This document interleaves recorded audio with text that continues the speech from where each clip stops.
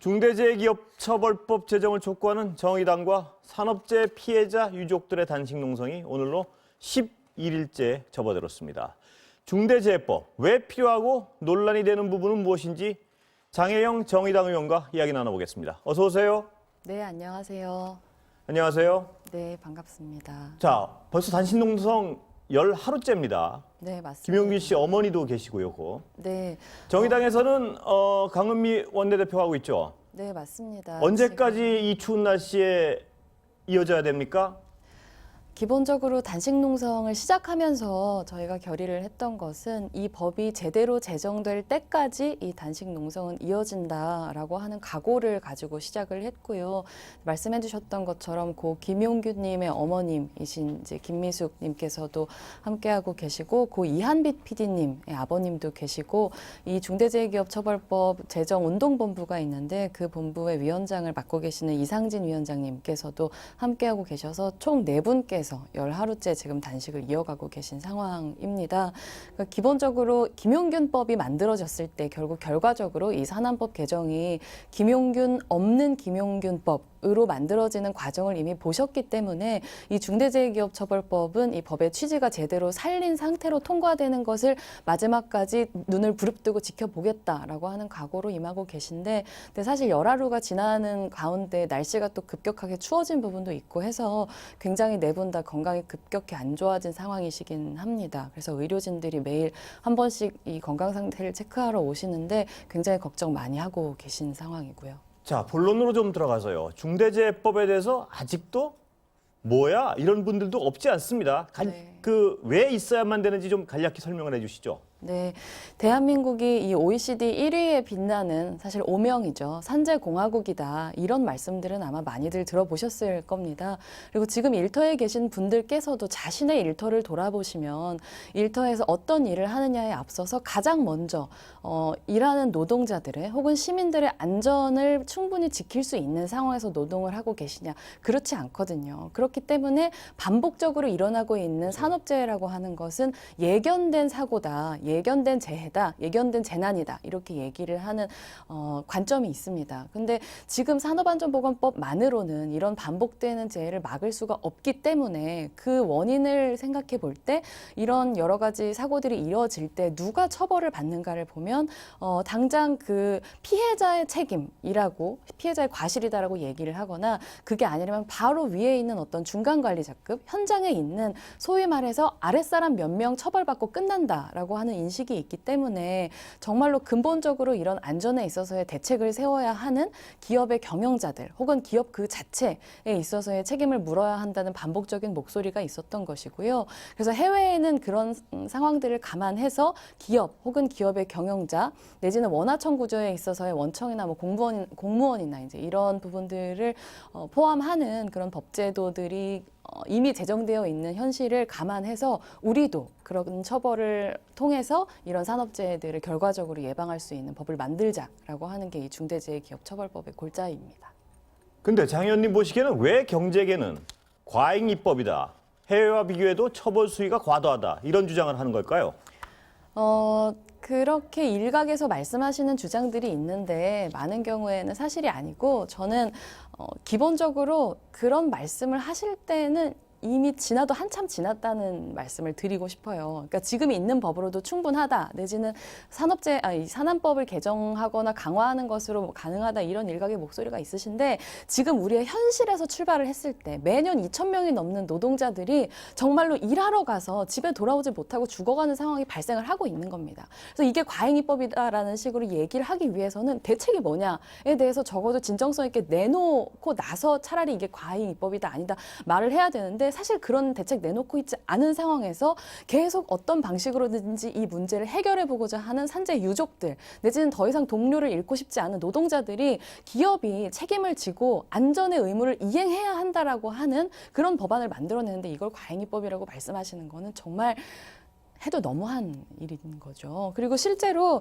비슷한 법제가 도입이 되어 있는 호주나 뭐 영국이나 캐나다의 사례들을 보면은 영국 같은 경우에는 산안법 위반으로 기소되는 건수 중에서 유죄 판결이 95%에 이르고요.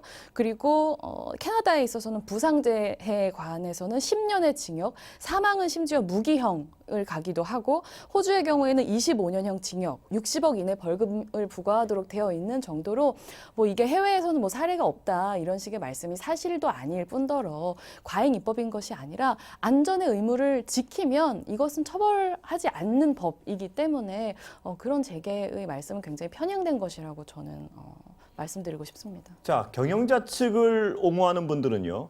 경영자가 직접 관리가 불가능한 영역으로 인한 사고가 났는데 그걸 중벌로 처벌할 수 있느냐. 이런 주장을 합니다. 어떻게 보십니까? 반만 맞는 말씀이라고 생각을 합니다. 중대재해기업처벌법이 규정하고 있는 재해는 일단 중대재해이고요. 기업 안에서 일어나는 모든 사고들에 대해서 이야기하는 것이 아니라 분명히 어떤 조건을 규정을 하고 있고 그리고 기업이 그 어떤 경우에도 자신이 지켜야 되는 안전의 의무 그 책임을 다한다고 한다면 처벌받지 않을 수 있도록 잘 만들어져 있는 상식적인 법이기 때문에 그렇게 말씀하시는 분께서는 이 법의 내용을 잘 모르시거나 아니면 아시면서도 일부분만 강조하기 위해서 그렇게 말씀을 하시는 거라고 저는 생각합니다. 다른 법 얘기 좀 여쭤보겠습니다. 중대재해법 말고도 최근 발의하신 법안이 있죠. 네. 코로나19에도 소득이 증가한 개인이나 기업이 이른바 코로나 재산세를 내야 한다. 이런 내용이죠. 네. 근데 코로나 재산세라고 하는 표현은 좀 적절하지 않다고 생각을 하고요. 특별 재난 연대세라고 하는 이름을 저는 붙인 건데요. 어떻게 보면은 특별 재난 한시적 소득세라고 얘기를 할 수도 있을 것 같아요. 그러니까 이 재난이 평등하지 않다라고 하는 말씀들은 이미 많은 국민들께서 접하셨을 거라고 생각을 하는데 경제적인 충격에 있어서도 정말 모든 사람들이 고르게 힘들어진 것이 아니라 이미 존재하는 불평등이 여전히 더 심화되는 그런 이제 K자 형태라고 얘기를 하죠.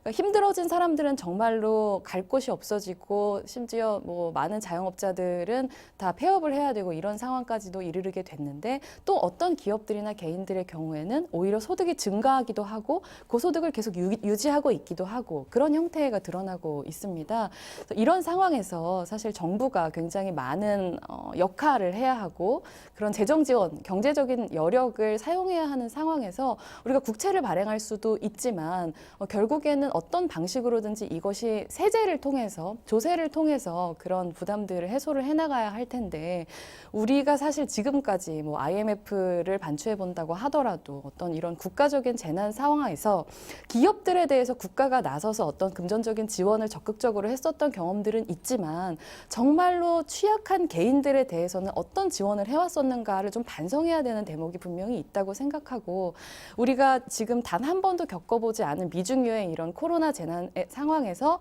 전국민 재난지원금이라고 하는 어떤 정책적인 하나의 실험을 해보면서 그런 방식으로 우리가 또 위기를 넘어갈 수 있다는 것을 경험했듯이 지금까지와는 달리 어떤 담세력이라고 하는 것이 지금 차이가 나는 거 아닙니까? 더 힘든 사람들에게 부담을 주기보다는 그래도 지금 좀 이 위기를 버틸 상대적인 여력이 많은 사람들이 곁을 내어서 자기들이 쓰고 있는 우산을 좀 다른 지금 더 비 맞고 폭풍우에 시달리고 있는 사람들 같이 쓰자라고 하는 재난 연대세의 성격으로 재난이 유지되는 동안에 한시적으로 소득세를 아주 조금만 올려서 그것을 이제 고용보험 기금으로 쓰고 이 재난의 대책을 마련하는 재원으로 사용하자라고 하는 아이디어를 제안한 겁니다. 네, 정치 이슈 좀 여쭤보겠습니다. 정치 이슈도 안 여쭤볼 수가 없어서요. 윤석열 총장 징계에 대한 정의당의 입장, 또 윤 총장이 행정소송으로 맞서고 있는 현재 상황, 어떻게 해석하십니까? 저는 이렇게 국민적인 어떤 공감대를 굉장히 폭넓게 형성했었던 이슈죠. 검찰개혁. 내지는 더 크게 얘기하자면 사법개혁이라고 얘기를 할 수 있을 텐데요. 이 중요한 과업이 이 대통령께서 임명하신 공직자 둘 간의 대립, 갈등 이런 것으로 굉장히 축소되고 비화돼서 그 취지가 훼손되고 있는 것, 그 본질에 대해서 좀 더 얘기를 하고 싶은데요. 일찍부터 인사권자인 대통령이 나서서 이런 갈등 상황을 정리해야 된다. 이런 목소리들이 굉장히 여러 각도에서 나왔었습니다. 근데 그럼에도 불구하고 대통령께서 마지막까지 굉장히 뭔가 저는 무책임한 모습을 보이셨다고 얘기를 하고 싶어요. 그런 상황 논리에 따라서 어쩔 수 없다는 듯이 마지막까지 결국에는 스스로 적극적인 리더십을 발휘하신 게 아니라 그냥 뭔가 상황에 밀려서 뭔가를 선택할 수밖에 없다라는 듯이 그런 책임 없는 모습을 보여주신 부분에 대해서는 많은 분들께서 실망을 하고 계시다고 생각을 하고요. 결국에는 이렇게 정치가 실종된 결과는 수많은 가치 판단이 다 사법부에게로 미루어지는 양상으로 나타나는 걸로 귀결된다고 봅니다. 그래서 지금 결국에는 다들 역설적으로 뭐만 어떤 사건들만 일어나면 결과적으로는 검찰의 입만 쳐다보고 결과적으로는 법원이 무슨 판단을 하는지만 쳐다보고 이런 상황으로 와 있는 게 된 것 아닙니까? 이번 문제에 대해서도요. 그래서 결국에 저는 정리해서 말씀을 드리면 굉장히 폭넓은 국민적인 공감대와 어떤 명분을 가지고 출발했었던 이런 검찰개혁이라고 하는 과업이 이미 정쟁을 통해서 많은 부분이 그 취지가 훼손됐다. 그리고 그거에 대해서 굉장히 어떤 침통한 마음을 느끼고 있다. 이렇게 말씀드리고 싶습니다. 자, 윤석열 총장 건과 다르게 공수처법의 경우에는 검찰개혁의 어떤 핵심 제도적 장치라고 평가하고 있는데요. 여당하고 여당 지지자들은요. 네. 근데 공수처법 개정안 표결 당시 당론과 다르게 기권했습니다. 어떤 이유였습니까? 여러 번 반복해서 말씀을 드렸는데 공수처를 만들어야 한다. 검찰개혁을 위해서 결국은 검찰개혁은 민주적으로 어떤 장치를 통해서 검찰을 통제할 것인가, 민주적으로 통제할 것인가의 문제인 것이고 그렇기 때문에 공수처, 그 중립성과 독립성을 확보한 공수처가 반드시 만들어져야 한다라고 하는 것이 정의당에 있어서의 어떤 굉장히 중요한 일관되게 지켜왔었던 검찰개혁의 임무였다고 생각을 합니다. 근데 그럼에도 불구하고 민주당에서 이 20대 국회에서는 명확하게 이 공수처가 불편부당하게 그 중립성과 독립성을 해치지 않는 공수처일 것이라고 얘기했었던 거의 유일한 장치였었던 야당의 비토권이라고 하는 것을 수적인 우위를 가지고 무력화하고 해나가는 과정에 대해서 많은 국민들께서 문제의식을 가지고 계시고 저희 당론은 분명히 엄중한 것이지만 이제 그럼에도 불구하고 헌법 앞에 양심적으로 직무를 수행하겠다라고 하는 저의 선언에 비추어서 그런 국민들의 목소리를 이번 국회에 남기는 것 또한 굉장히 저의 엄중한 책무라고 느끼면서 무거운 마음으로 기권에 투표를 했습니다. 예, 시간은 다 됐는데 마지막 질문 잠깐 짧게 대답하시고 오늘 만남 끝내겠습니다. 87년생이시죠? 초선 의원으로서 기존 정치권에 대해서 많이 좀 실망하셨다 이런 말씀을 많이 하셨는데 어떤 정치 하실 생각이십니까? 저는 하고 싶은 여러 가지 정치가 있는데요. 지금은 기득권과 싸우는 정치를 해야겠다는 생각을 굉장히 많이 하고 있습니다.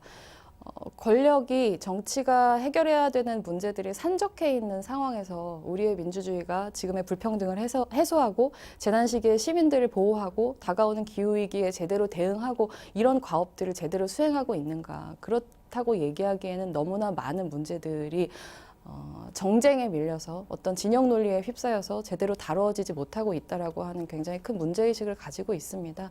이 안에 있어서 결국은 시민들의 안전과 생명을 지키고 그리고 인권과 존엄을 보호하는 그런 정치를 하고 싶습니다.